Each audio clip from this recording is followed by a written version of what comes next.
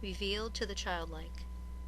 We have seen what faith implies: lowliness of mind and heart, submission of will, self-surrender, therefore, carried to its uttermost limit, and all this is very hard to flesh and blood. There is, ever whispering, fallen heart of man, the secret voice of self-love and self-worship, urging him to rise up against his very Maker and tell him, "I will not obey." If the soul listens and consents, the result is obvious. The soft falling rain of grace will cease, the heavens will become as brass, and the earth as iron, and the heart becomes as hard as a rock. So that faith, which is the beginning of spiritual life, seems quite impossible.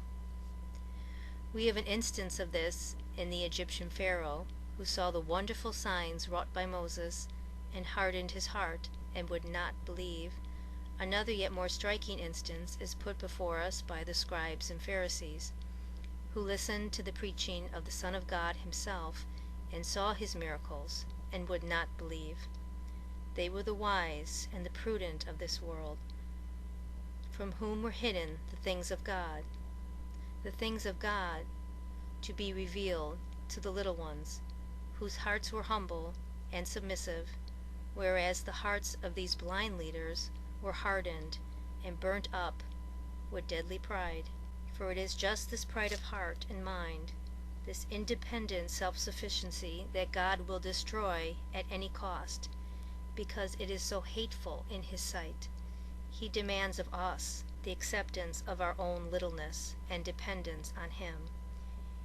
He exacts the humble confession of our own utter inability to look on him face to face, and it is only when the soul has done this, it is only when she has fallen with her face in the dust and declared her nothingness apart from him, and her readiness to accept what she cannot see or she cannot understand.